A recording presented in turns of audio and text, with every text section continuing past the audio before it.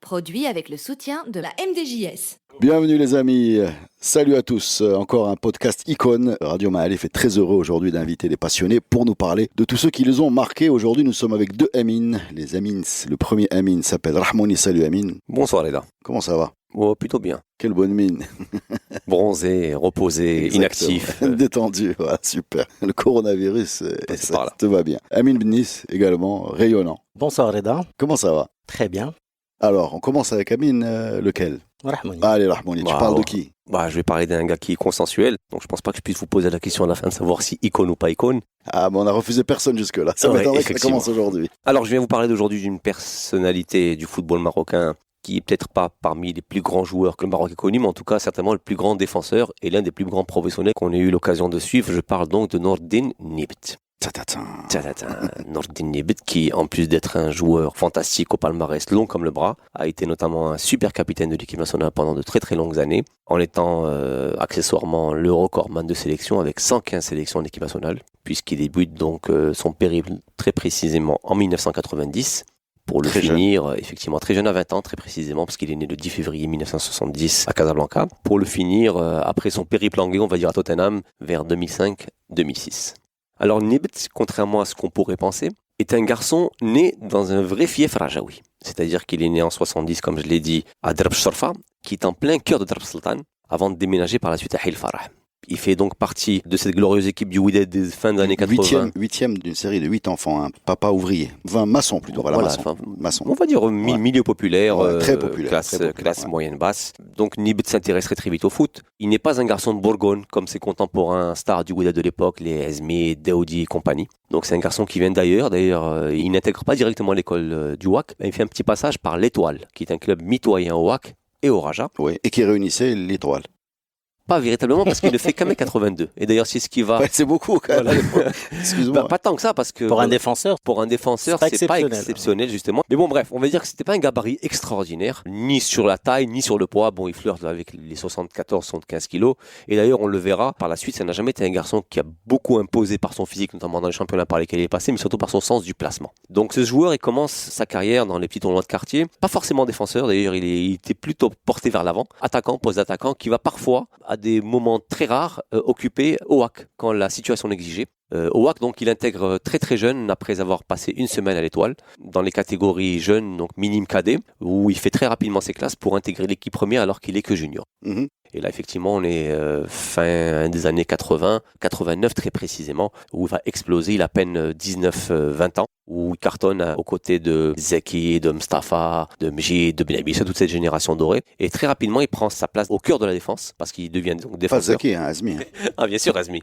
Azmi, Echeb et compagnie, mais bon. Zeki, par contre, il va côtoyer Zeki Boudelbala. Parce que Zeki et Nibt, ça a été le gros clash des années. Mais par contre, Zeki Boudelbala, il est côtoyé en équipe nationale, dans les années... mais il s'impose dans un poste qui demande beaucoup d'expérience, il s'impose jeune, il fait partie de l'aventure 92, la fameuse Ligue des Champions. Déjà, il fait partie de l'aventure 89, où il gagne un titre, parce que bon, c'est 3 ou 4 titres de champion avec le Wydad, je pense qu'il y a 3 titres, 89, 90, il me semble, et... 90, 93, effectivement. Donc, il fait 4 années formidables. Coupe du Trône 89. Effectivement, une Coupe du Trône, une 89. Coupe... très probablement jouée bien plus tard, d'ailleurs. Voilà, exactement. Une Ligue des Champions en 92, qui ramène de Khartoum. Vainqueur d'une Coupe afro-asiatique en 93, Ligue des champions arabes en 89, une Super Coupe arabe en 90. Donc c'est véritablement le WAC conquérant qu'on a connu entre 89 et 94, dont il est, on va dire, la figure de proue. Lui et les 4-5 joueurs stars de l'époque, dont j'ai cité Daoudi, Benabisha, Moussa, Mjid, Vassili Rahmo, Mustafa à droite, bref, toute cette armade de joueurs. Et il est tellement bon, on va dire, qu'il intègre très très vite l'équipe nationale. On parle quand même d'une première cape, le 9 août 90 contre la Tunisie. À 20 ans. À 20 ans, très précisément, effectivement. Mais il lui faudra quand même attendre 7 ans avant de marquer son premier but. C'était contre l'Éthiopie. C'est pas un défenseur qui marquait beaucoup, 4 buts dans sa carrière. C'est pas un Van Dijk, par exemple, avec Liverpool. 4 buts contre sa carrière, 1 contre l'Éthiopie, donc le premier. Par la suite, le Gabon, la Bulgarie Bulgarie et l'équipe de France, effectivement. Mais ce qui était intéressant avec Nibet, c'est que Quelques-uns même très jeune, en Ligue des Champions, je me rappelle très bien. même très jeune, Nibet, il a toujours eu ce rôle de leader sur le terrain. C'est vrai. C'est-à-dire que très tôt, il a réussi à s'imposer, même dans ses débuts à l'équipe nationale. Il a marqué sa place, quoi. Je vais la dire différemment, enfin la même idée, c'est qu'en fait maintenant qu'on parle d'un Nibet jeune, je ne vois pas Nibet jeune. C'est-à-dire que pour moi Nibet a toujours été un joueur expérimenté, c'est-à-dire qu'il a jamais été gamin. Enfin, il a très vite été leader, responsable. Disons, encore une fois, patron, patron, parce qu'on va encore revenir sur un concept dont j'ai parlé très peu, c'est le sens du placement. C'est que Nibet, même au Wydad, je me rappelle que j'ai beaucoup suivi en 89-90, c'était ça en fait. C'est un joueur qu'on voyait très peu au sol, très peu au sol, mais qui défendait beaucoup, très très bon, rugueux sur l'homme. Par contre, effectivement, c'est un joueur qui savait où se placer et sentait le jeu. Il sentait beaucoup le jeu. D'ailleurs, dans l'imagerie populaire, enfin quand on ferme les yeux, je vois très souvent Nibet avec le doigt levé en train d'indiquer un placement aux autres. Effectivement. Voilà, c'est-à-dire ou bien de replacer ses coéquipiers, ou bien de haranguer quelqu'un. Voilà. Effectivement, sur une action en particulier qui maîtrise à merveille, qui était le centre en retrait. On le prenait rarement à défaut sur les centres en retrait. Très bon placement. Donc, et puis ça nous changeait de l'époque Biez qui était plus le défenseur rugueux, qui est plutôt agressif, et Nibet était relativement propre dans ses interventions. Ouais, mais d'ailleurs c'est bien dommage, on aurait bien voulu voir un ministère de la Défense nationale avec Biez Nibet, un plus marqueur et un plus libéraux. Quoi. D'ailleurs, tu parles du ministère de la Défense, on l'appelait justement, même en Espagne, le ministre de la Défense. Ouais. On va parler d'Espagne, mais avant il passe par Nantes. Et alors là, si tu poses avec Nibet, je pense que tu l'as fait aussi souvent que moi, il va te raconter tout de suite que c'est là-bas qu'il a pris le foot, parce que malgré tous ses titres Glanéoa, qui est au championnat du Maroc, il avait un beau statut. Il arrive jeune chez Coco Suodo, et le bonhomme, d'après ce qu'il dit, mais il te le dit avec beaucoup de... Une école de foot. Ouais, il te dit voilà, tout ce que je sais du foot a été révolutionné en arrivant là-bas. Il faut voir Coco Suodo, alors peut-être le nom est pas connu par la génération actuelle. Bon, il pouvait être une sorte de Guardiola avant l'heure sur la possession, les jeux en triangle, les intervalles. Coco Suodo est le dépositaire de ce qu'on appelait à l'époque le jeu à l'antenne. Alors il passe très peu de temps à Nantes. Pas seulement Suodo, il y a un monsieur qui a beaucoup compté aussi, c'est Hubert Bidzensky, figure emblématique du football français, qui était à l'époque directeur sportif du club nantais. Donc c'est lui qui le ramène. C'est lui qui le ramène. Il passe juste une année parce qu'ils doivent le vendre. Il va au Sporting de Lisbonne où il gagne la Coupe du Portugal, et encore une seule saison au Portugal, et il arrive à là où il va vraiment écrire la légende, sa légende. Mais par contre, à la Corogne, quoi. En fait, il écrit sa légende un petit peu à Nantes parce qu'il s'y impose très vite aussi. Il fait quasiment 30 matchs. Il en rate très très peu. Il est parfaitement noté. Sur la fin, quand on fait le bilan, il se retrouve parmi les 10 mieux notés de France Football, parce qu'à l'époque, France. Mais il est tout simplement trop bon pour rester. Il est une très bonne affaire pour le club, qu'il n'a pas dû le payer très cher au HAC. Bon, à l'époque. Elle le paye 8 millions de francs à l'époque. Et qui le revend 12 mois après. Il n'avait pas particulièrement envie de partir, mais c'était évident qu'il fallait le lâcher. Ce qui est exactement ce qui va se passer au Sporting, où il ne fait qu'une saison. Pareil, il est sous-dimensionné. Sa courbe de progression est trop grande pour qu'il reste. Et bim, il arrive à la Corogne. Alors, point technique pour les gens qui sont un peu plus jeunes, la Corogne, le super déport début des années 2000, ça commence un peu avant. On est dans un club qui va damer le pion au Grand Real et au Grand Barça, et qui va être une sorte, si on a envie de prendre une comparaison, comme un peu l'Atlético a fait avec Simeone, c'est-à-dire que c'est un club... jeu très défensif aussi, Deportivo, par rapport un jeu très défensif. Un club aussi qui a beaucoup de Brésiliens, donc c'était un jeu aussi qui était extrêmement plaisant. Beaucoup d'argent. Jalminha et compagnie. Jalminha. Ouais, mais voilà, les Mauro Silva, Jalminha, même Bebeto est passé par la Corogne. Les deux Marocains, Basser et J. L'actuel sélectionneur de l'Argentine, Scaloni, était également à la Corogne. Bref. Alors moi, j'ai une anecdote quand il arrive à la Corogne. En 96, il faut le préciser. Voilà, juste exactement en 96, en arrivant du Sporting, les supporters du Déport sont déçus. On leur a annoncé une star en défense, et effectivement, ils voient l'investissement que fait le club. Ils attendent un nom, et ils voient arriver un Marocain. Ils sont très déçus. Il loupe en plus son premier match, et dans le deuxième match, il est carrément pris à partie parce qu'il loupe sa première intervention par un groupe, c'est pas vraiment des ultras à l'époque, mais de supporters acharnés qui le prennent à partie, mais très très violemment, avec un côté un peu mollo, etc. Donc il n'est pas toujours très agréable. Et ces gens-là, je les ai retrouvés. J'ai discuté avec eux. Nibet va carrément les voir en plein match. Et il les défie, il leur dit, vous n'êtes pas contents, vous descendez. Et ils ont été tellement choqués par cette réaction, tellement surpris par la personnalité et ce qui se dégageait de ce bonhomme-là, qui était capable de venir les défier juste après le coup de sifflet final, si ce n'est même pendant le match. Ils se sont dit, bon, on va attendre un peu, alors ce bonhomme-là, il a l'air un peu spécial. Et les mêmes, là, ces gens-là que j'ai rencontrés, avaient écrit une chanson qui s'appelait Chocolat de Nibet. Ils avaient un morceau comme ça en arabe, à la gloire de leur capitaine, parce qu'évidemment, très vite, il est devenu indispensable, il est devenu un moteur du succès de cette équipe, qui a effectivement été championne d'Espagne, qui a gagné des Coupes d'Espagne, qui a fait une demi-finale de Ligue des Champions de tête avec, je me trompe pas, il marque à Old Trafford, mais il faudrait que je vérifie, mais qui va être construite autour de ce bonhomme-là, qui est tous les ans réclamé par le Real Madrid, et qui tous les ans reste à la Corogne avec des augmentations de salaire jusqu'à atteindre un statut qu'il a encore aujourd'hui dans cette ville. Le statut, c'est déjà dans le 11 type de l'histoire de l'équipe de la Corogne.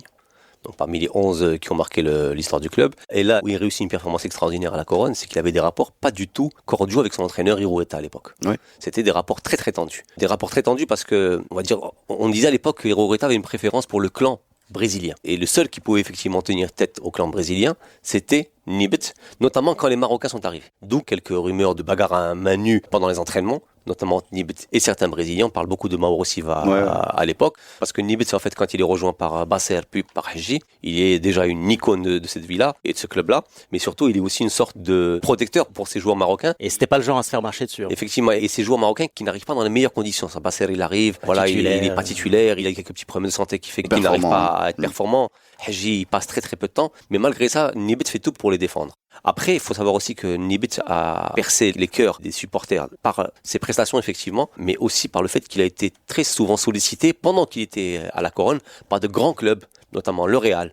Et on parle aussi de Manchester United que Monsieur Ferguson, Sir, exactement, Ferguson, qui lui a renvoyé son avion effectivement privé pour visiter les installations de Manchester. Donc c'est un joueur qui a toujours tenu à rester dans cette équipe de la Corogne, qui était effectivement, comme Reda l'a rappelé, avait quand même de gros moyens. C'était pas non plus une équipe. C'est le moment où tout ce que tu dis se cristallise. C'est la fameuse finale de la Coupe d'Espagne qui se joue au Bernabéu le jour du centenaire du Real qui est en finale contre la Corogne. Donc tout est prévu pour que le Real gagne sa coupe dans son stade le jour de son 100e anniversaire.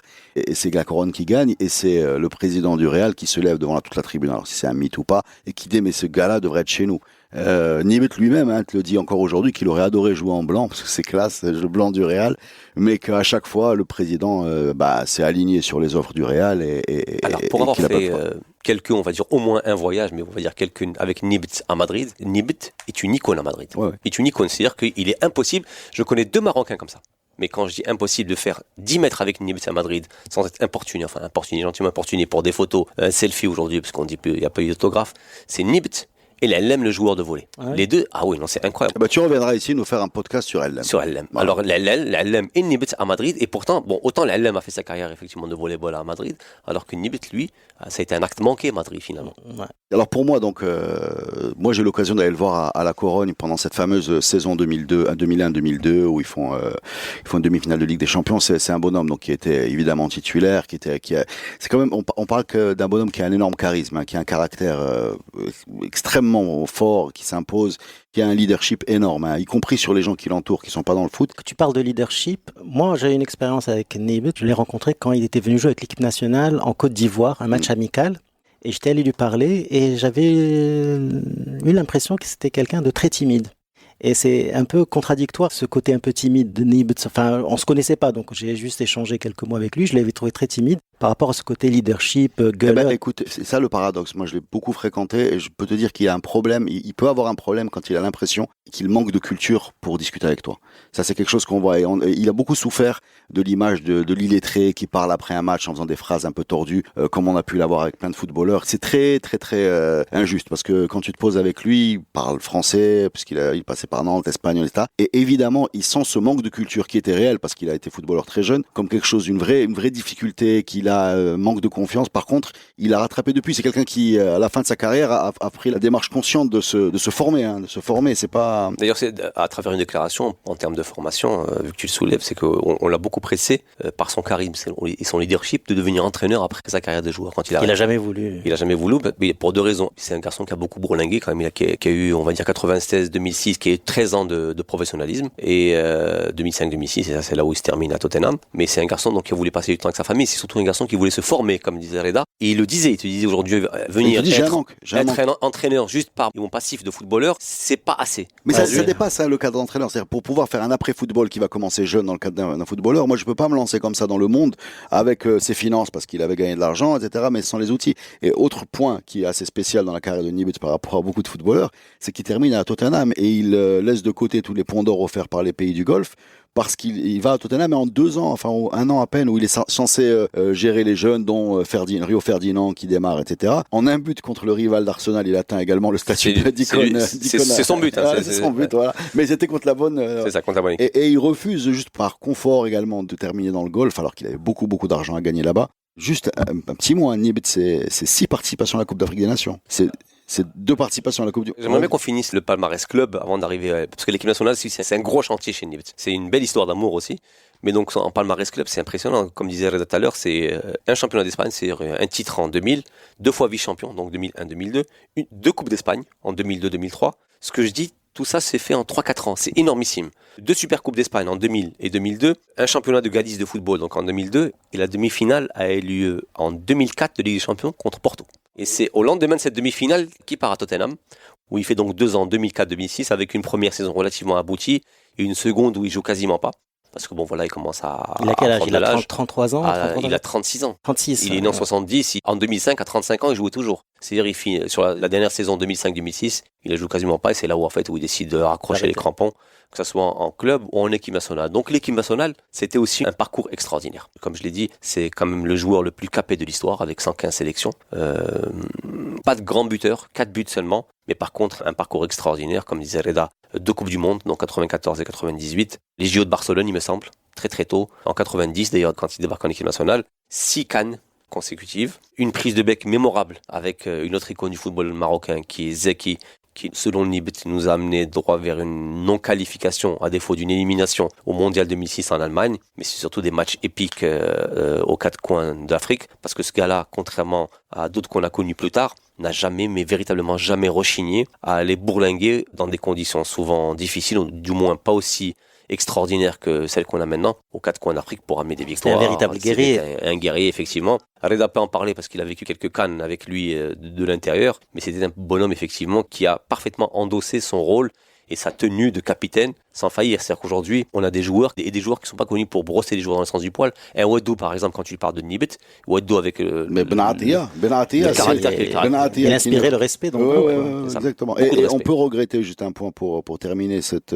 pour moi, le drame de cette génération, disons 98 pour aller vite, c'est pas avoir gagné de CAN. Et ça, je l'attribue à 2 éléments distincts. Premièrement, il y avait une obsession de la Coupe du Monde qui fait que la CAN n'était pas vraiment. En 98, ils sont beaucoup plus orientés vers la France que vers la CAN du Burkina Faso juste avant. Et la deuxième raison, alors ça c'est un mystère, ça pourrait être l'objet d'un prochain podcast, c'est que ils n'ont pas disputé de CAN dans les pays du nord de l'Afrique. Et toutes les CAN gagnées par le Maroc, l'Algérie, l'Égypte et la Tunisie l'ont été dans le nord de l'Afrique. Je ne sais pas pourquoi. L'Égypte, on a dû en gagner quelques-unes. Sauf l'Égypte, les pays maghrébins, excusez-moi, ont toujours gagné dans le pays du nord de l'Afrique. Dans des pays, quand ils ont eux-mêmes organisé. Non, l'Algérie a gagné en Égypte. À part l'Algérie, le Maroc arrive en finale en Tunisie. Bref, donc ça peut être le regret qu'on peut avoir vis-à-vis de ce bonhomme-là qui, effectivement, quand on le connaît, est très très très important dans le football et très attachant. Statut d'icône validé, Amine Bennis. Absolument. Voilà.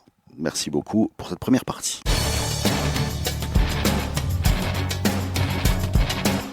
Amine Bennis, nous t'avons convoqué parce que nous sommes faibles en peinture. Voilà. Et tu sais qu'on a conçu cette émission comme étant un mélange d'art et de sport et on voulait rendre hommage à ces gens. Certains, on les connaît beaucoup, comme notre Nibet qui a fait l'objet de la première partie du podcast, qu'on aurait pu poursuivre encore de longues minutes. Mais c'est pas le seul objet de ce podcast. L'objet également, c'est de mettre le spotlight, même si c'est du son, sur des peintres. Et pour nous parler des peintres, on t'appelle. Et pour nous parler de quelqu'un qui s'appelle Rarbaoui, nous t'avons convoqué. Alors parle-nous, s'il te plaît, de ce monsieur. Alors, je voulais vraiment rendre hommage aujourd'hui à cette icône de la peinture marocaine, Djilali Rarbaoui. Alors, c'est un peu l'antithèse de Chaibia, dont on a parlé dans un précédent podcast, parce que sa vie ressemble à une tragédie un peu. C'est quelqu'un qui donc est né dans 1930 à Jof el Malh, qui est une petite bourgade dans la région de Sidi Qassem. Bon, selon les différentes versions, il était orphelin à l'âge de 3 ans. D'autres versions qui disent 10 ans, mais il a été orphelin très tôt et il a été confié à son oncle. Oncle dont on dit qu'il a été violent avec lui et oncle qui l'abandonne dans un orphelinat. Et donc la vie de Rarbaoui commence très mal dans cet environnement vraiment difficile. Et dans cet orphelinat, il va vivre comme ça, en errance, dans un environnement difficile et il va donc commencer à s'intéresser à l'art et à la peinture. Et il va intégrer une académie à Fès de peinture, une académie d'art qui, en fait, n'était fréquentée que par les Français. On est sous le protectorat, là. Voilà, exactement. Et que par les Français et par la bourgeoisie locale. Mais ils l'ont accepté parce qu'il avait du talent. Mais lui vivait un peu à l'écart de ce monde-là, mais il était accepté dans l'académie, mais ne côtoyait pas trop cet environnement-là. Donc, ce background, cet environnement fait que Rarbaoui a été quelqu'un d'extrêmement tourmenté. extrêmement angoissé. Il a commencé à peindre, son travail n'était pas très, très reconnu. Il a commencé à s'intéresser à l'abstrait. Il arrive à avoir une bourse pour faire les Beaux-Arts de Paris. Il faut savoir que Al-Gharbaoui est le premier Marocain qui est issu des Beaux-Arts de Paris. Et donc Paris, pour lui, c'est la liberté, parce qu'il était vraiment épris de ça. Il a pu côtoyer le type de peinture qui lui parlait. Et donc voilà, il commence à faire ses travaux et puis il rentre au Maroc et il montre sa peinture. Alors la peinture de Al-Gharbaoui, c'est une rupture totale. Enfin, ce qu'on avait quoi. Ouais, ce qu'on avait, parce que là, on sort totalement du figuratif, puisque c'était une peinture totalement abstraite. Ouais. Je ne sais pas si tu as eu l'occasion de voir des tableaux de Al-Gharbaoui. Je suis devant Google Images. Comment tu pourrais le décrire là? Évidemment, je vous conseille de faire comme moi, de regarder. Mais comment tu pourrais nous décrire son travail? Alors bon, c'est de l'abstraction et son travail, c'est vraiment traduire sur une feuille ou sur une toile tout son énervement, toute sa rage. C'est une peinture fougueuse, c'est des traits tracés comme ça de manière vraiment intempestive. On le sent vraiment chargé d'une émotion incroyable. Et beaucoup de ses travaux sont des rayures comme ça qui sont tracées avec cette fougue. La gestualité est très importante dans son travail. Quand on voit un tableau de Al-Gharbaoui, on sent la présence du peintre. D'autres tableaux sont beaucoup plus viscéraux, plus organiques, plus colorés que ces tableaux où on voit des traits. Et voilà, on sent que c'est des tripes qu'il dépose sur son œuvre. Il faut savoir que ce travail a été très très mal reçu au Maroc, parce que lui finalement c'est le père de l'art abstrait au Maroc. D'accord. Mais quand est-ce qu'il présente ce travail? Quand il revient de... Quand il revient, il montre son travail, il a du mal à le vendre. Les gens se disent c'est quoi ça, l'abstraction, on n'a jamais vu ça, des traits, ça passe pas du tout. Il n'arrive pas à vivre du tout de son travail, il n'arrive pas à vendre son travail, il n'est pas du tout apprécié. Et donc c'est difficile pour lui, il le vit très mal. Il fait 2 tentatives de suicide, pour savoir. Il fait des séjours en hôpital psychiatrique. De Salé. C'est pour vous dire l'environnement dans lequel...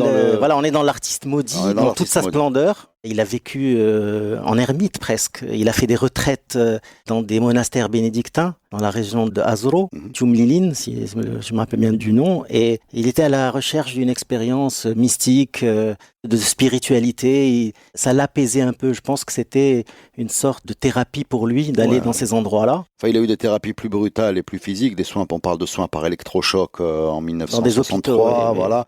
On parle de séjours en hôpital psychiatrique, on parle d'échecs également du côté sentimental. On est quand même, comme tu dis, dans l'artiste maudit jusqu'à l'extrême. Jusqu'à l'extrême. Mais c'est une génération, je pense, qui a vécu cet art comme ça. Quand on voit les parcours de Al-Gharbaoui, tu me corriges, Milod Lebiad, Charqaoui, Omar Bourgba, peut-être même s'il est un peu plus jeune qu'eux. Aussi, c'est toute une génération qui a vécu effectivement l'art. On a l'impression qu'elle ne pouvait le voir qu'à travers le prisme de la douleur. Mais Al-Gharbaoui, je pense, c'est un cran au-dessus. C'est-à-dire qu'il avait vraiment Al-Gharbaoui des problèmes de sociabilisation. C'est-à-dire par son histoire personnelle aussi. Quand on voit c'est quelqu'un à qui vous pouviez tendre la main et lui, il ne va pas vous tendre la main parce qu'il est totalement... incapable de communiquer. Incapable de communiquer. Mais quand est-ce que son travail a été reconnu en fait? Enfin, je prépare mes émissions de podcast un peu scolaires. Je vois tableau de Al-Gharbaoui adjugé à 7,4 millions de dirhams. Et donc à un moment, ça a décollé, non? Oui, alors il est encore vivant. Après sa mort. Parce qu'il a été maudit. Donc, après sa mort tragique. Avant sa mort, son travail commençait à être reconnu à l'étranger. Il a exposé en France, il a exposé dans d'autres pays. D'ailleurs, il y a une anecdote intéressante. Il y a un historien d'art qui s'appelle Pierre Restani qui, en fait, voulait créer un nouveau mouvement d'art et avait fait appel à Al-Gharbaoui et lui a dit « Tu vas peindre qu'avec le bleu, uniquement avec le bleu ». Et Al-Gharbaoui a refusé. Et quand Al-Gharbaoui a refusé, il s'est tourné vers Yves Klein et il lui a demandé de peindre. Et c'est les fameux monochromes de Klein qui valent des milliards. D'accord. Et donc, le Yves Klein aurait pu être Al-Gharbaoui. Donc, c'est incroyable. Il aurait une fin de vie... Voilà, la fin de vie est dramatique. Il est à Paris. Alors, il est à l'aube d'exposer au Musée d'Art Moderne. Il est en train de préparer une exposition. Alors, il faut savoir qu'en plus des séjours en hôpital psychiatrique, de ses retraites, etc., c'était aussi beaucoup d'alcool et beaucoup de drogue. D'accord. En plus, ça rajoutait au trouble qu'il avait. Et voilà, et donc il est à Paris. Et bon, c'est quelqu'un apparemment qui aimait beaucoup faire de la marche et qui errait dans les rues de Paris. Et on l'a retrouvé un matin mort sur un banc public dans le Champ de Mars en face à la Tour Eiffel. Et voilà, c'est tragique dans une sorte d'indifférence. Et aujourd'hui, avec le recul, donc il est mort en 1971, c'est ça? C'est ça. Ouais. Comment aujourd'hui son œuvre est jugée avec la patine du temps dans l'échelle de la peinture marocaine? On est au sommet? Oui, on est totalement au sommet. Enfin, il fait partie des top 5 peintres marocains reconnus vraiment, c'est aussi bien au Maroc qu'à l'étranger. Et donc voilà, c'est-à-dire qu'après, il faut savoir qu'à sa mort, il avait une forme déjà de reconnaissance, notamment en France. Quand il est mort, son corps a été rapatrié au Maroc, avec les honneurs quand même. Mais quand il est arrivé au Maroc, il a été enterré avec 10 personnes, dans une indifférence totale. C'est-à-dire qu'au Maroc, c'est nobody. Mais aujourd'hui, absolument. C'est-à-dire que depuis, son travail a commencé à se faire de la place et aujourd'hui, les tableaux de Gharbaoui, comme tu as bien pu voir, valent des millions. Alors, une petite note positive sur la vie de Gharbaoui, parce qu'elle est rare quand même, il faut la noter. Il a eu la chance de rencontrer un grand mécène, Abdelrahman Sergheni, qui était un mécène qui regroupait les artistes chez lui, ou les logeait, leur achetait la peinture et leur achetait toutes les toiles qu'il produisait, moyennant finance. Et donc, ce mécène, ce collectionneur, a contribué à la production des Gharbaoui qu'on voit aujourd'hui. Et c'est quand même une bonne chose, une belle chose. Ça lui a permis quand même de... D'ailleurs, tout ça a été regroupé dans un concept qu'on appelle la collection Sergheni. La collection Sergheni, du nom de mécène. Du nom de mécène, mais c'est quelque chose d'assez remarquable. Quand je dis remarquable, par son ampleur, pour être... Il faudrait rendre hommage à ce Sergheni, en fait, d'avoir permis aux artistes de survivre, c'est ça? Le point commun avec l'histoire de Chaibia, dont j'ai parlé dans un précédent podcast, c'est le fait de ne pas être reconnu ici.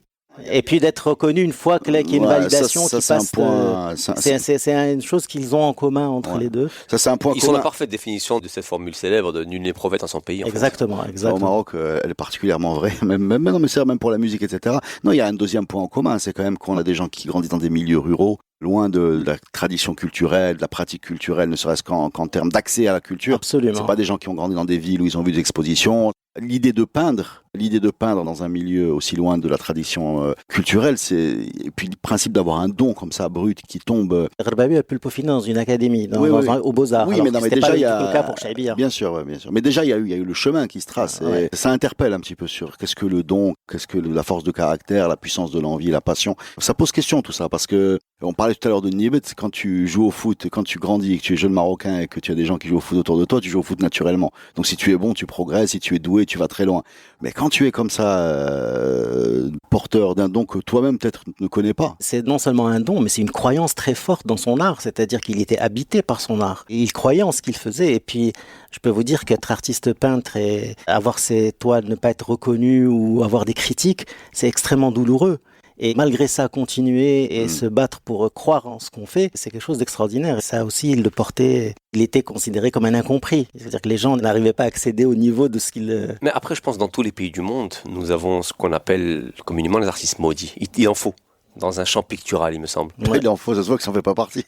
Non, bien sûr, mais je veux pas là, c'est que dans tous les, pas partout, tu as ces artistes maudits, sinon, il manque quelque chose. Ah oui. Et je pense qu'aujourd'hui, on peut dire que Gharbaoui, à travers l'histoire que tu en fais, on est de la figure de proue.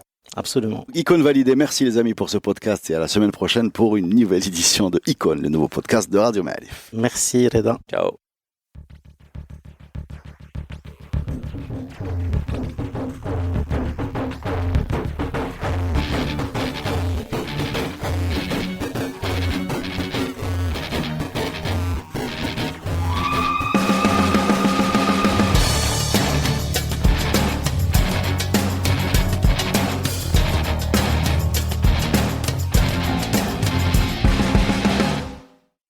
Produit avec le soutien de la MDJS.